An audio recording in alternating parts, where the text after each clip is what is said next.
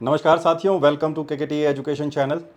आज के लेक्चर में हम डिस्कस करेंगे स्टॉक मार्केट इंडेक्स पे, या इनको हम इंडाइसेस भी बोलते हैं। जैसे आपने काफ़ी सुना होगा, निफ्टी आज 200 पॉइंट गिर गया, सेंसेक्स 1000 पॉइंट बढ़ गया। ये निफ्टी, ये सेंसेक्स, ये क्या होते हैं, ये कैसे बनते हैं, इनके क्या व्यवहारिक यूजेस होते हैं। और इसी तरह से जो भी छोटे मोटे सारे इंडाइसेस होते हैं, जैसे आपने नाम सुना होगा mid cap index, small cap index, या फिर डिफेंस इंडेक्स। अलग अलग सेक्टोरल इंडेक्सेस होते हैं, जैसे निफ्टी बैंक निफ्टी, आपका निफ्टी फार्मा, आईटी। इन सब का कैसे ये बनते हैं, इनके क्या यूजेस हैं, आज इस लेक्चर में हम इसको पूरा डिटेल में डिस्कस करेंगे।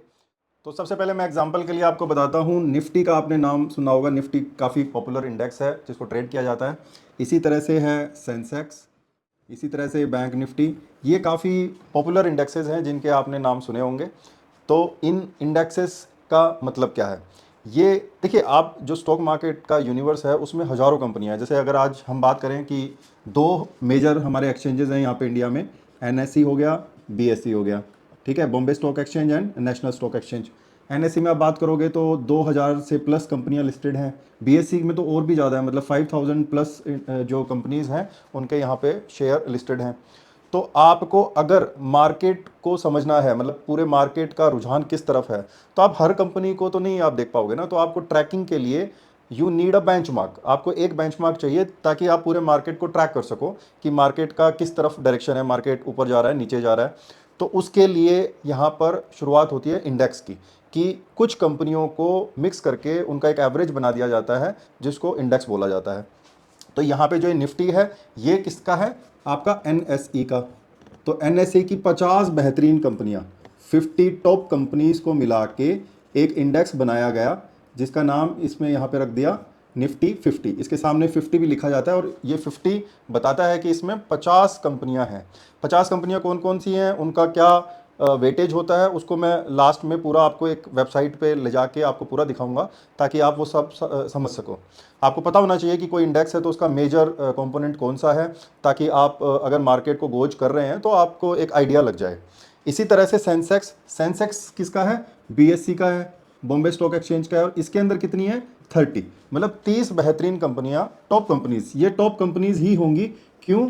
क्योंकि यहाँ पे जो भी इंडेक्स आपके पूरे लेट से इंडियन मार्केट को रिप्रेजेंट कर रहा है, तो वहाँ पे उसकी जो कंपोनेंट्स हैं वो यहाँ पे वीक कंपनियां यहाँ पे नहीं रख सकते हैं। वीक कंपनियां एज इन जिनके वीक फंडामेंटल्स हैं, या उनका छोटा मार्केट कैप है, या वो कंपनियों का ट्रैक रिकॉर्ड अच्छा नहीं है, ऐसी कंपनियों को नहीं रखा जाता। इसके अंदर टॉप कंपनियों को रखा जाएगा। और ये टाइम टू टाइम ये चेंज भी होती रहती है। जैसे अगर कोई कंपनी इसके स्टैंडर्ड से नीचे आ गई है तो उसको रिप्लेस कर दिया जाता है, एक और बेहतरीन कंपनी को यहाँ पे ऐड कर दिया जाता है। तो आप हमेशा मान के चलो कि जो निफ्टी 50 है या सेंसेक्स है, इसके अंदर जो भी कंपनियां रहेंगी वो टॉप कंपनियां रहेंगी। तो आप कभी भी अगर एक पूरे इंडेक्स पे बैट करते हैं तो इसको एक तरह का लो रिस्क आपका बैट माना जाता है। मतलब यहाँ पे जो रिस्क रहता है वो काफ़ी कम रहता है, क्योंकि आप 50 कंपनियों पे पैसा लगा रहे हैं, और वो भी 50 कंपनियां कौन सी, जो बेहतरीन कंपनियां हैं। तो ऑब्वियसली आपका यहाँ पे रिस्क काफ़ी कम हो जाता है। तो अभी हम वापस से टॉपिक पे आ जाते हैं। निफ्टी 50 में 50 हो गया है, सेंसेक्स में 30 हो गया। इसी तरह से बैंक निफ्टी, ये एक तरह का सेक्टोरल इंडाइसेस है, कि कोई भी सेम नेचर की अगर कंपनियां होती हैं तो वो एक सेक्टर के अंदर आ जाती हैं। तो यहाँ पे जितने भी बैंक्स हैं वो इसके अंदर इंक्लूड हो जाते हैं। तो उन सारे बैंकों को मिला के उनका एक एवरेज बना दिया, जिसको हम बैंक निफ्टी बोलते हैं। तो सबसे पहले हम डिस्कस कर लेते हैं कि ये जो इंडेक्सेस होते हैं इनको मतलब बनाया कैसे जाता है, ये कैसे बनते हैं, ठीक है। तो यहाँ पे जैसा कि हम अभी डिस्कस कर ही चुके हैं कि इसमें ग्रुप ऑफ कंपनीज होती हैं, मतलब काफ़ी कंपनीज होती हैं, उनके कंपोजिशन से ये आपका इंडेक्स बनता है। जैसे कि एक एग्जांपल के लिए हम ले लेते हैं निफ्टी 50 को। तो निफ्टी 50 के अंदर 50 कंपनियां हैं, अलग अलग सेक्टर से हैं, डिफरेंट सेक्टर से हैं। ये डिफरेंट सेक्टर मतलब कि सेम नेचर का आपको बिजनेस नहीं मिलेगा। कोई बैंकिंग का भी मिलेगा, ऑयल एंड गैस से भी मिलेगा, गारमेंट से भी मिलेगा, फार्मा से भी मिलेगा। तो अलग अलग सेक्टर के जो कंपनीज़ हैं, जो टॉप लीडर्स हैं, उनको मिला के उनका एक कंपोजिशन तैयार किया जाता है, जिसको यहाँ पे हमने बोला निफ्टी 50। तो यहाँ पे जो इंडिया में जो ये बनता है, इसका जो मेन मेथडोलॉजी है वो है फ्री फ्लोट मार्केट कैप के बेसिस पे ये बनाया जाता है। अब ये यहाँ पे एक नया वर्ड आता है, फ्री फ्लोट मार्केट कैप क्या होता है। तो सबसे पहले आपको समझना पड़ेगा कि ये फ्री फ्लोट क्या होता है। तो अभी तक के हमारे जो ओल्ड लेक्चर्स हैं उनमें हमने पढ़ा था कि आईपीओ में कंपनी आती है, उसके कुछ शेयर्स होते हैं। उसी को अगर आप रिकॉल करें तो उसी के कंटिन्यूएशन में आपको ये समझ में आ जाएगा। जैसे कि एक एग्जांपल के लिए, इसके लिए सबसे पहले आप मार्केट कैप से हम शुरुआत करते हैं कि मार्केट कैप क्या होता है। मार्केट कैपिटलाइजेशन बोलते हैं उस कोई भी कंपनी है उसका टोटल उसका क्या वैल्यू है। तो एक एग्जांपल के लिए हम बात करते हैं कि जैसे ABC कंपनी है, इसका जो प्राइस है शेयर का वो लेट से यहाँ पे 10 रुपीज़ है, और इसके जो नंबर ऑफ शेयर्स हैं, टोटल नंबर ऑफ शेयर्स, वो यहाँ पे हम अज्यूम करते हैं कि 1000 शेयर्स इसके हैं टोटल। तो ये कंपनी का जो मार्केट कैप हो गया वो कितना हो गया, M cap total this multiply by this, मतलब प्राइस कितना है और नंबर ऑफ शेयर्स कितने हैं, तो ये इसका टोटल मार्केट कैप हो गया इस कंपनी का।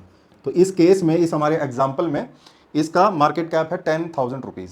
अब यहाँ पे टोटल जो शेयर्स अवेलेबल हैं ट्रेडिंग के लिए, बाई और सेल के लिए, उसको कहा जाता है फ्री फ्लोट। इसी एग्जाम्पल को हम समझते हैं, जैसे ये टोटल जो शेयर्स थे इसके अंदर हम मान के चलते हैं कि 500 शेयर्स ऐसे लोगों के पास थे जो उसको बेच नहीं रहे हैं, वो उसको परमानेंट होल्ड करके रखते हैं। ऐसे लोग कौन हो सकते हैं, लेट्स अज्यूम प्रमोटर हो गया, जो ओनर है कंपनी का। ओनर, कभी आपने देखा है कि ओनर आके बार बार अपना शेयर को बेच रहा हो फिर खरीद रहा हो? ऐसा नहीं होता ना, ओनर तो अपनी इक्विटी को अपने पास होल्ड करके रखता है। इसी तरह से जो बड़े बड़े म्यूचुअल फंड्स है, जैसे एक एग्जांपल के लिए LIC है, LIC ने अगर किसी कंपनी में इन्वेस्ट किया है तो वो उसको रोज खरीदेगा बेचेगा नहीं, वो उसको लॉन्ग टर्म के लिए रखेगा। या फिर कोई स्ट्रैटेजिक इन्वेस्टर्स हैं जिन्होंने 2 साल 5 साल के लिए होल्ड करके रखा है, उनका शेयर कभी भी मार्केट में बिकने के लिए नहीं आएगा। तो ऐसा जो इक्विटी होता है जो लॉक्ड होता है, मतलब वो बाई सेल के लिए अवेलेबल नहीं होता है, उसको अगर हम हटा दें टोटल नंबर ऑफ शेयर्स में, तो जो बचेगा वो फ्री फ्लोट कहलाएगा, मतलब मार्केट में वो अवेलेबल है फॉर ट्रेडिंग पर्पसेस। तो यहाँ पे प्रमोटर हो गया, आपका कोई म्यूचुअल फंड हो गया, या कोई स्ट्रैटेजिक इन्वेस्टर हो गया, है ना, ये सारी कैटेगरी है जो उसको शेयर को होल्ड करके रखते हैं। तो यहाँ पे हम एक एग्जांपल के लिए अज्यूम कर रहे हैं कि 500 ऐसे शेयर्स हैं। तो यहाँ पे अब जो बचा, मतलब 1000 तो टोटल था, 500 लॉक्ड है, इसको आप बोल दोगे कि भैया ये लॉक्ड है, मतलब ये अवेलेबल नहीं है ट्रेडिंग के लिए। तो ये जो बचा, मतलब 500 शेयर आपका बचा फॉर ट्रेडिंग, मतलब बाई एंड सेल, तो इसको हम बोलेंगे फ्री फ्लोट। और इसका जो फ्री फ्लोट मार्केट कैप होएगा वो क्या होएगा, प्राइस मल्टीप्लाई बाई अवेलेबल, जो जितना अवेलेबल है वो। तो यहाँ पे कितना हो जाएगा, free float market cap is, price is 10 rupees and shares available for trading is 500, मतलब 5000 रुपीज। तो 5000 इसका फ्री फ्लोट मार्केट कैप हो गया। तो हमारा जो ये इंडेक्स का कंपोजिशन होता है वो फ्री फ्लोट के बेसिस पे होता है। जैसे HDFC बैंक का फ्री फ्लोट कितना है, ITC का कितना है, रिलायंस का कितना है, उसके बेसिस पे उनको एक वेटेज दिया जाता है, एंड वो वेटेज के हिसाब से उस पर्टिकुलर शेयर में कितना मूवमेंट आएगा और वो निफ्टी को कितना अफेक्ट करेगा, वो उस पर डिपेंड करता है। तो आपको ये मैं समझाने के लिए बता रहा हूँ, इसकी ज़्यादा टेक्निकलिटी में आपको जाने का ज़रूरत नहीं है। आपको करंट वेटेज पता करना है तो वो अभी हम इस लेक्चर के एंड में मोबाइल ऐप पे मैं आपको पूरा बता दूंगा कि कैसे अभी करंट वेटेज आप कैसे देख सकते हैं। तो जब भी आप अगर ट्रेडिंग डिसीजन कोई ले रहे हैं, स्पेशली इंट्राडे, तो आप एक मार्केट को गोज करने के लिए कि भाई ज़्यादा वेटेज वाला स्टॉक है, आप वो 3-4 स्टॉक को भी अगर आप ट्रैक करते हैं तो आप ओवरऑल एक मार्केट के सेंटिमेंट का अंदाजा लगा सकते हैं। अब हम बात कर लेते हैं यूजेस का, कि ये जो इंडेक्स होते हैं ये काम क्या आते हैं।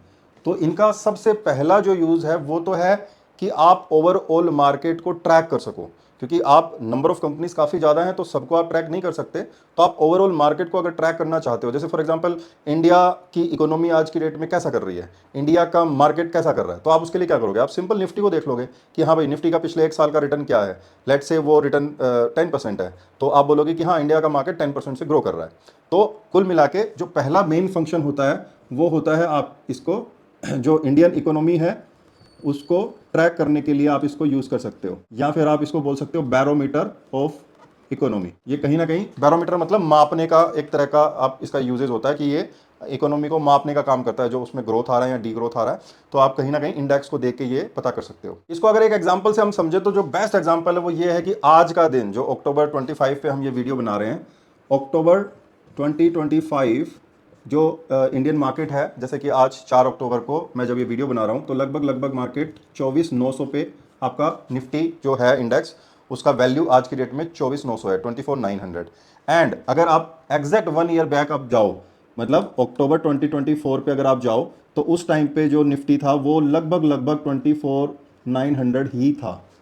तो इससे आपको क्या पता चलता है कि पिछले 1 साल के अंदर निफ्टी जहां था वो वहीं पर है, मतलब कोई उसने रिटर्न नहीं दिया है, मतलब मार्केट क्या है, फ्लैट है, मतलब देर इज नो रिटर्न। तो आप सिंपल निफ्टी को देख के ये बता सकते हो कि हमारा जो इकोनॉमी है उसने कोई ज़्यादा बेहतर परफॉर्म नहीं किया है पिछले एक साल के अंदर। सेकंड जो यूज़ है वो इसका बेंचमार्किंग के लिए भी आता है। बेंचमार्क मींस आप किसी चीज़ से कंपेयर करते हो कि एक आपने स्टैंडर्ड बना दिया कि निफ्टी 50 एक स्टैंडर्ड है, अब आप अपने रिटर्न्स को कंपेयर कर सकते हो इसके साथ। लेट्स अज्यूम कि पिछले, जैसे अभी हमने एग्जांपल में देखा कि लास्ट जो 1 ईयर था इसके अंदर निफ्टी ने परफॉर्म क्या किया, निफ्टी का जो परफॉर्मेंस है वो जीरो है, मतलब नो प्रॉफिट नो लॉस, मतलब बिल्कुल नो रिटर्न्स। अब मान लो आपने एज अ ट्रेडर या एज अ इन्वेस्टर आपने खुद कुछ इन्वेस्ट किया था एंड लेट्स से आपने 1 लाख इन्वेस्ट किया था और अभी उसका वैल्यू है 1.1 लाख, मतलब आपने 10% का रिटर्न जनरेट किया। आप अपने रिटर्न को कंपेयर कर सकते हो निफ्टी के साथ। आप क्या बोल सकते हो कि भाई मेरे जो रिटर्न्स हैं वो 10% है, मतलब मैंने क्या किया, निफ्टी को आई आउट परफॉर्म्ड निफ्टी बाई 10%। तो आप निफ्टी को एज अ बेंचमार्क यहाँ पे यूज कर सकते हो। थर्ड जो मेन यूज आता है वो आता है ट्रेडिंग के लिए, जो कि सबसे ज़्यादा इसका एक्चुअली जो यूज़ है, जो लोगों को मतलब सबसे ज़्यादा महसूस होता है वो यही है। क्यों? क्योंकि यहाँ पे ट्रेडिंग की जाती है इंडेक्स में। ट्रेडिंग के लिए अभी आज इसको डे टू डे लाइफ में, जैसे इंट्राडे में भी लोग ट्रेड करते हैं, आप इसको 2 4 5 दिन के व्यू को भी ट्रेड कर सकते हो, 1 2 महीने के व्यू को भी ट्रेड कर सकते हो, एंड इसमें इन्वेस्ट तो आप कर ही सकते हो। इसके जो ट्रेडिंग के इंस्ट्रूमेंट्स होते हैं वो फ्यूचर एंड ऑप्शंस होते हैं। तो ये अभी इस लेक्चर के बाहर की बात है, तो इसको हम बहुत ही डिटेल में कवर करेंगे आगे हमारा जब फ्यूचर एंड ऑप्शंस के सीरीज आएंगे। एंड ऑब्वियसली हम ट्रेडिंग सिस्टम्स, ट्रेडिंग स्ट्रेटेजीज पे भी बात करेंगे जिसके अंदर ये सारे इंस्ट्रूमेंट यूज होते हैं। तो आप मेक श्योर करना, अगर आप पहली बार ही चैनल देख रहे हो तो इसको आप सब्सक्राइब कर लें। हमारी एकेडमी ज्वाइन करने के लिए कोई फीस नहीं है, सिर्फ आपको सब्सक्राइब का बटन दबाना है, एंड यस, लाइक और शेयर करना ना भूलें। तो यहाँ पे ट्रेडिंग जो है वो 2 तरीके की हो सकती है आपकी। एक तो है शॉर्ट टर्म हो गया। शॉर्ट टर्म का मतलब क्या है, जैसे एक तो इंट्राडे वगैरह भी आप कर सकते हो, या फिर जैसे कोई पॉलिसी चेंज हुआ है उसका कुछ शॉर्ट टर्म में इफेक्ट आ सकता है, तो आप उसके कोई भी आपका अगर शॉर्ट टर्म का व्यू है तो वो शॉर्ट टर्म ट्रेडिंग के अंदर आएगा। और इसी तरह से लॉन्ग टर्म की, भाई आपका इंडिया पे लॉन्ग टर्म बुलिश व्यू है, लेट्स अज्यूम मैं अगले 10 साल में ये देखता हूँ कि India will grow let's say at a pace of 8% plus, तो यहाँ पे मेरे को अच्छे रिटर्न्स मिल सकते हैं इस इकोनॉमी में, तो I can do long term investing like SIP model से मैं यहाँ पे निफ्टी 50 में इन्वेस्ट कर सकता हूँ। फोर्थ नंबर पे जो इंडेक्स का यूज आता है वो आता है पोर्टफोलियो हैजिंग के लिए। पोर्टफोलियो हैजिंग यहाँ पे क्या होता है कि भाई जैसे मान लो आपका कोई पोर्टफोलियो है, लेट्स से आपका 1 करोड़ का पोर्टफोलियो है टोटल। अब कभी भी अगर मान लो कोई ऐसा न्यूज़ आता है, जैसे मान लो अचानक अभी 2020 में जैसे कोविड आया था, पहला कोई ऐसा न्यूज़ बस्ट होता है जहाँ पे मार्केट पे कुछ बड़ा नेगेटिव इम्पैक्ट आ सकता है, एंड आपको डर है कि आपका जो पोर्टफोलियो है वो अब यहाँ पे सुरक्षित नहीं है, क्योंकि अगर मार्केट गिरेगा तो ये पोर्टफोलियो का वैल्यू भी गिरेगा, एंड आप इस पोर्टफोलियो से निकलना नहीं चाहते हो। आप नहीं चाहते हो, आप चाहते हो कि यार मैं इन्वेस्टेड रहूं, लेकिन मेरे को ये जो अनसर्टेनिटी आई है इसको लेके मेरे को हेज करना है। हेज का मतलब है कि मेरे पोजीशन को सुरक्षित करना है टुवर्ड्स डाउनफॉल। तो यहाँ पे आप क्या कर सकते हो, आप सिंपल जो भी आपका पोर्टफोलियो वैल्यू है उसके उसके हिसाब से आप निफ्टी के जो निफ्टी का जो इंडेक्स है मेन, उसके फ्यूचर को आप शॉर्ट कर सकते हो। फ्यूचर कॉन्ट्रैक्ट्स जो हैं उनको आप यहाँ पे शॉर्ट कर सकते हो। शॉर्ट मतलब सेल कर सकते हो। तो आप इसको एग्जांपल के तौर पे यूँ समझना कि आपका 1 करोड़ का पोर्टफोलियो है, प्लस प्लस मतलब आपने बाई कर रखा है, तो आप इसके इक्वल वेट के, मतलब यहाँ पे देखिए थोड़ा सा कॉम्प्लिकेटेड है कि आप उसका बीटा वैल्यू, वॉलेटिलिटी, यहाँ पे कई नई चीज़ें आ जाएंगी जो मैं अभी नहीं आपको बताना चाहता, क्योंकि it is a basic series. तो अभी के लिए आप यही समझो कि 1 करोड़ के अगेंस्ट में आप 1 करोड़ को शॉर्ट कर देते हो। ये जो प्लस और माइनस का साइन है, प्लस का मतलब है लॉन्ग बाई कर रखा है, एंड माइनस का मतलब है शॉर्ट मतलब सेल कर रखा है। तो आपका ओवरऑल जो पोजिशन है अब वो क्या हो गया, जीरो हो गया है। मतलब ये अगर मार्केट गिरेगा, मान लीजिए मार्केट अगर गिरा, तो ये जितना लॉस देगा उतना ही ये प्रॉफिट आपको दे देगा। मतलब आपका अब जो अनसर्टेनिटी के कारण अगर मार्केट गिरता है तो आपका पोजीशन आपने हेज कर दिया ये इसको सेल करके। तो ये जो इंडेक्स है इसका जो प्रैक्टिकल यूज है वो इसके अंदर भी आता है कि आप अपने ओवरऑल पोर्टफोलियो को हेज भी कर सकते हैं। हेजिंग और ये सबको हम आगे के जो हमारे लेक्चर्स आएंगे उनमें डिटेल में हम इसको एक्सप्लेन करेंगे। अभी के लिए इतना आप समझ सकते हैं। तो हमने अभी तो जो ब्रॉड मार्केट इंडाइसेस हैं उनके बारे में बात किया है। अभी हम बात कर लेते हैं जो अलग अलग इंडाइसेस होते हैं उनके बारे में। जो भी इंडाइसेस है वो क्या है, वो ग्रुप ऑफ कंपनीज को रिप्रेजेंट करता है। अब ये जो कंपनीज है इनके बेसिस पे अलग अलग तरह के इंडाइसेस बनते हैं। तो हम बात करते हैं वन बाय वन कि कैसे इनको आप क्लासीफाई कर सकते हैं अलग अलग तरीके से। तो जो सबसे पहला क्लासिफिकेशन होता है वो कैसे होता है, बिजनेस के नेचर के हिसाब से, कि जो बिजनेस नेचर है अगर सेम है, जैसे मान लो same nature means same sector, like bank है, जैसे आपका एचडीएफसी बैंक है और स्टेट बैंक ऑफ इंडिया है, तो ये दो अलग अलग कंपनियां हैं, लेकिन इनका नेचर कैसा है बिजनेस का, दोनों का नेचर बैंकिंग का है, तो ये एक सेम सेक्टर की कंपनियां मानी जाएंगी और उस सेक्टर का नाम क्या बोलोगे, बैंकिंग सेक्टर। तो इसी तरह से फार्मा सेक्टर, आईटी सेक्टर, तो आप नेचर, जो बिजनेस का नेचर है उसके आधार पर जब आप उसको अलग अलग उसमें बांटते हो तो उनको आप क्या बोलते हैं, सेक्टोरल इंडाइसिस। ये क्या क्या हो सकते हैं इसका हम एग्जांपल पे बात कर लेते हैं। जैसे सबसे जो पॉपुलर है उसको आप बोलते हैं बैंक निफ्टी, क्योंकि बैंक निफ्टी काफ़ी ट्रेड भी किया जाता है। इसी तरह से फिर आगे आप जाओगे तो आईटी इंडेक्स हो गया, निफ्टी आईटी जिसको बोलते हैं, आईटी निफ्टी लिख देता हूँ मैं यहाँ पे। जैसे निफ्टी फार्मा है, उसके बाद में आपका एफएमसीजी है, उसके बाद में आपका रियलिटी है, ठीक है, उसके बाद में आपका ऑटो है। तो ऐसे अलग अलग आपके सेक्टोरल इंडाइसेस होते हैं जो आपका किसके बेसिस पे होते हैं, बिजनेस के नेचर के बेसिस पे। तो इसका फायदा क्या है, इसका फायदा ये है कि आप जैसे अभी निफ्टी फार्मा का क्या चल रहा है भाई, पिछले वीक से कितना क्या परफॉर्मेंस आ रहा है, पिछले एक मंथ का क्या परफॉर्मेंस आ रहा है, 3 मंथ का क्या आ रहा है, किस नए सेक्टर में नए ट्रेंड्स आ रहे हैं। जो एक मार्केट का नेचर होता है ना वो साइक्लिकल होता है आपका, कभी आईटी अच्छा काम कर रहा होता है, कभी बैंक निफ्टी अच्छा काम कर रहा होता है, कभी रियलिटी अच्छा चल रहा होता है, कभी अभी रिसेंटली ऑटो काफ़ी अच्छे चल रहे थे। अगर आप हर सेक्टर पे नज़र रखो तो आपको ऑटोमेटिकली जो नेक्स्ट रैली वाले जो स्टॉक हैं वो ऑटोमेटिकली आइडेंटिफाई हो जाते हैं एंड आप उनके बेसिस पे अपने एलोकेशन को शिफ्ट कर सकते हो। दूसरा इसमें क्लासिफिकेशन होता है आपका साइज के हिसाब से, साइज ऑफ कंपनी, कि वो कंपनी कितना बड़ा है, उसका मार्केट कैप कितना बड़ा। साइज कैसे पता चलेगा आपको, हमेशा मार्केट कैप से। मार्केट कैप मतलब वही प्राइस कितना है शेयर का और नंबर ऑफ शेयर्स कितने हैं उसके कंपनी के टोटल, तो वो आपको बताते हैं मार्केट कैप। तो ये बेसिकली क्या कैटेगरी है इसके, 3 मेजर कैटेगरी है, वैसे आजकल चौथा भी आ गया तो मैं 4 के बारे में बात कर लेते हैं। जैसे एक तो हो गया लार्ज कैप। लार्ज कैप जैसे फॉर एग्जांपल आपके बड़े बड़े कंपनीज होते हैं, 50,000 करोड़ या उससे ज़्यादा का जो मार्केट कैप होता है ये इसके अंदर कवर आते हैं, 50K और मोर, ठीक है। इसी तरह से आपका मिड कैप हो गया। मिड कैप आप बोल दो 10,000 करोड़ से 50,000 करोड़ को आप मिड कैप बोल दो। फिर हो गया स्मॉल कैप। स्मॉल कैप में आ गई छोटी कंपनियां, जो जिनका जो मार्केट कैप है उनको आप 1,000 करोड़ से 10,000 करोड़ पे आप बोल सकते हो, आप इसको, ये करोड़ है, ठीक है। अब एक और आपका नया सेगमेंट है which is micro cap. Micro cap आप किसको बोलोगे, बिलो 1,000 करोड़।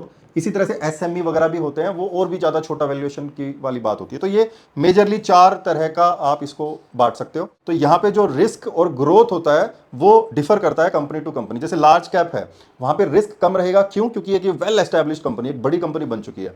लेकिन ऑब्वियसली यहाँ पे रिटर्न्स भी कम आएंगे, क्यों, क्योंकि यहाँ पे ग्रोथ भी कम रहेगा। इसी तरह से अगर मैं माइक्रो कैप की बात करूँ तो यहाँ पे ग्रोथ सबसे ज़्यादा रहेगा, कि ये 1,000 करोड़ की कंपनी है, ये 50,000 करोड़ की बन सकती है, इसमें 50x का यहाँ पे आपको रिटर्न मिल सकता है। लेकिन क्योंकि ये एक छोटी कंपनी है तो इसका फेल होने के भी चांसेस है ना, क्योंकि ये अभी वेल एस्टैब्लिश नहीं हुई है। तो ये दोनों का जो रिस्क रिवॉर्ड मैट्रिक्स है वो डिफरेंट डिफरेंट रहता है। एक तीसरा कैटेगरी पे और हम बात कर लेते हैं, लेट्स से ओनरशिप के हिसाब से।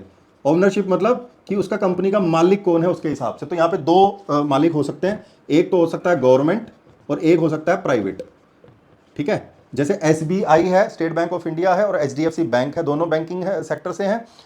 एक जो एचडीएफसी बैंक है वो प्राइवेट है उसका मालिक, और जो एसबीआई है उसका मालिक गवर्नमेंट है। तो इनको आप क्या बोलते हो, पीएसयू, ठीक है, पब्लिक सेक्टर यूनिट, और ये आपके आ जाते हैं प्राइवेट प्लेयर में, ठीक है। तो ये दो आप कैटेगरी इसमें डिवाइड कर सकते हो ओनरशिप के हिसाब से। इसी तरह से अलग अलग जो थीम्स होती हैं उस पर हम बात कर लेते हैं फटाफट से। वेबसाइट पे जाके, वेबसाइट कौन सी है, इस पर आप हमेशा आप भी देख सकते हैं, niftyindices.com। तो हम फटाफट से एक मोबाइल स्क्रीन पे अपना चलते हैं niftyindices.com पे, और वहाँ पे अभी का करंट आपका जो वेटेज है अलग अलग इंडाइसिस का वो कैसे देखते हैं, अलग अलग तरह के कौन कौन से इंडाइसिस है, किसका मतलब अगर आपको चेक करना हो तो वो कैसे कर सकते हैं, उस पर हम डिस्कस कर लेते हैं। तो इसमें सबसे पहले हम चलते हैं, जैसे गूगल पे आप कर सकते हो निफ्टी इंडाइसिस। जब आप सर्च करोगे तो यहाँ पे आपको ये पहला ऑप्शन आ रहा है niftyindices.com, जैसा कि मैंने यहाँ पे नोट भी किया हुआ है। इस पर आप क्लिक करते हो तो ये आपका मेन, आपका जो निफ्टी है स्पेशली एनएसई है, ये उसके बारे में, उसके जो भी इंडाइसिस हैं उसके बारे में आपको बताता है। तो explore our world of indices, यहाँ पे आप देख सकते हो equity and fixed income. Fixed income पे हम किसी अलग लेक्चर में डिटेल में बात करेंगे।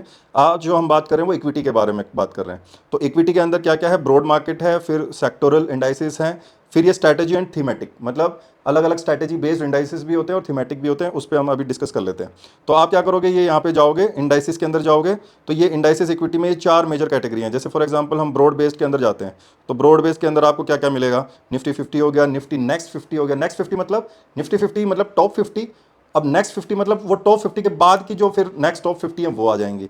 उसके बाद निफ्टी 100 की भाई टॉप 100 कंपनियां, फिर 200, इसी तरह से टोटल मार्केट निफ्टी 500। तो ये सारी अलग अलग कैटेगरी है। नेक्स्ट लेक्चर में हम स्टॉक यूनिवर्स पे भी बात करेंगे, तो आपका वो भी पूरा क्लैरिटी हो जाएगा कि निफ्टी 500 में कौन कौन से स्टॉक आते हैं, मिड कैप 100 में कौन से आते हैं, कौन सा आपको देखना चाहिए, किसको अवॉइड करना चाहिए, वो सारा हम उसमें स्टॉक यूनिवर्स वाले लेक्चर में डिस्कस करेंगे। तो ये आपके हो गया ब्रॉड मार्केट। इसके अंदर देखिए आप नीचे देख सकते हो मिड कैप 150, मिड कैप 50 की भाई मिड कैप की 50 बेहतरीन कंपनियां कौन सी हैं वो आपको मिड कैप 50 में मिल जाएंगी। इसी तरह स्मॉल कैप 50 की जो बेहतरीन कंपनियां वो आपको निफ्टी स्मॉल कैप 50 के अंदर मिल जाएंगी। तो अब यहाँ पे आप अगर इनका वो कंपोजिशन वगैरह है या वेटेज वगैरह है वो देखना है तो कैसे देख सकते हो। जैसे निफ्टी 50 के अंदर मैंने क्लिक किया तो यहाँ पे ये आपको निफ्टी 50 के बारे में बताएगा, ये इस पूरे इंडेक्स के बारे में बताएगा, कब बना था, कैसे है, अभी इसका टोटल कितना मार्केट कैप हो गया वो सारा बताएगा, फिर इसके रिटर्न्स वगैरह बताएगा। ये डाउनलोड्स में जाके आप यहाँ पे fact sheet, index constituents, methodology, ये सारा आप देख सकते हो। तो आपको इन सब से मतलब नहीं है मेथोडोलॉजी वगैरह से, लेकिन आप अगर सिंपल आप इनका वो देखना चाहते हो क्या बोलते हैं एवरेज वेटेज वगैरह, तो फैक्ट शीट में जाके आप ये देख सकते हो। तो यहाँ पे आपको पूरा सबसे पहले तो निफ्टी के अंदर अलग अलग सेक्टर कौन कौन से हैं, उनका वेटेज क्या है। जैसे फाइनेंशियल सर्विसेज का 36 है, इंफॉर्मेशन टेक्नोलॉजी का 10 है। इसी तरह से आप राइट में जाओगे तो ये आपको रिटर्न भी बताएगा, जैसे इसका क्यूटीडी मतलब क्वार्टर टिल डेट आपका रिटर्न कितना है, वाईटीडी कितना है, ये सारा बताएगा। पी फंडामेंटल में पी आज की डेट में निफ्टी का पी रेशियो कितना है, दैट इज 21.76। पीबी रेशियो कितना है, ये सब रेशियोज पे हम आगे के लेक्चर्स में बात करेंगे। अच्छा, ये है आपका वेटेज वाला जो मेन था। जैसे एचडीएफसी बैंक आज की डेट में सबसे ज़्यादा आपका वेटेज किसका है, एचडीएफसी बैंक का, विच इज़ नियरली 13%। उसके बाद आईसीआईसीआई बैंक है, रिलायंस इंडस्ट्रीज है, इन्फोसिस है। तो ये आप यहाँ पे देख सकते हो।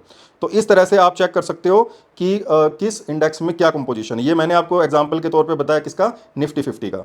अब वापस से हम चलते हैं कि सेक्टोरल इंडाइसेस कौन से हैं। तो जैसे सेक्टर पे मैंने क्लिक किया तो ये सेक्टोरल इंडाइसेस आ गए, chemical, financial service, FMCG, health care, IT, media, metal, ये सारे आप देख सकते हो। पीएसयू बैंक, अब जैसे पीएसयू बैंक अगर आपको देखना है तो पीएसयू बैंक पे आपने क्लिक किया तो ये आपको सारा पीएसयू बैंक का पूरा ये यहाँ पे बताएगा कि पीएसयू बैंक का क्या अभी परफॉर्मेंस चल रहा है, इसके अंदर क्या क्या कॉन्स्टिट्यूएंट्स हैं। जैसे आप फैक्ट शीट में जाओगे तो यहाँ पे आपको इसके कॉन्स्टिट्यूएंट्स मिल जाएंगे। स्टेट बैंक ऑफ इंडिया का वेटेज सबसे हाईएस्ट है 32%, 32.84% टू बी प्रिसाइज। तो इस तरह से आप ये पता कर सकते हो। अब हम चलते हैं नेक्स्ट, जैसे कि फॉर एग्जांपल इंडाइसिस के अंदर मैंने बात किया था थीमेटिक इंडाइसिस कि थीमेटिक एक थीम के बेसिस पे, जैसे कैपिटल मार्केट एक थीम है, उसके हिसाब से एक यहाँ पे बना दिया निफ्टी कैपिटल मार्केट्स। कमोडिटी एक थीम है ना, एनर्जी एक थीम है। तो अगर आपको निफ्टी एनर्जी को ट्रैक करना है कि आप एनर्जी को अगर कंपनीज को ट्रैक कर रहे हो तो you can track simply Nifty energy. तो ये जो अलग अलग आपके थीमेटिक इंडाइसेस होते हैं ये भी आपको आइडिया देते हैं कि कौन सा थीम अभी बेटर कर रही है। तो आप अपना डिसीजन मेकिंग जो आपका ट्रेडिंग का हो या इन्वेस्टिंग का हो, आप उसी पर्टिकुलर थीम वाले स्टॉक्स पे फोकस कर सकते हैं। इसी तरह से अब लास्ट हम देख लेते हैं इसी के अंदर, जैसे कि ये था स्ट्रैटेजी इंडाइसेस, मतलब स्ट्रैटेजिक इंडाइसेस क्या क्या है। जैसे निफ्टी 100 इक्वल वेट हो गया, लो वोलेटिलिटी 30, मतलब वोलेटिलिटी काफ़ी लो रहेगा, ऐसे 30 कंपनियों को यहाँ पे मिला दिया गया है। निफ्टी 50 आर्बिट्राज है, तो ये मोमेंटम अल्फा, अल्फा 30, ये सारे आपके आगे स्ट्रैटेजी वाइज कि अलग अलग स्ट्रैटेजी के बेसिस पे भी इंडाइसेस यहाँ पे बना दिए गए हैं।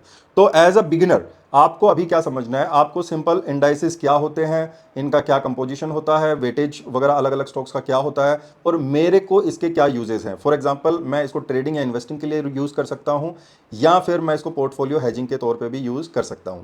तो आज के लेक्चर में इतना ही। नेक्स्ट लेक्चर में हम पढ़ेंगे स्टॉक यूनिवर्स के बारे में इन डिटेल। अगर आप पहली बार हमारे चैनल पर आए हैं तो मेक श्योर करें इसे सब्सक्राइब कर लें, बिकॉज यहाँ पर आपको स्टॉक मार्केट एजुकेशन दी जाएगी, वो भी बिल्कुल सही तरीके से। एंड अगर कंटेंट आपको अच्छा लगा है तो इसे लाइक करें और कमेंट करें। आपको अगर इस लेक्चर से रिलेटेड कोई क्वेश्चन है या आप चाहते हैं दूसरे किसी टॉपिक पर लेक्चर जल्दी आए, तो आप वो टॉपिक बताना चाहते हैं तो वो भी आप कमेंट में डाल सकते हैं। Thank you for watching and I will see you in next educational video.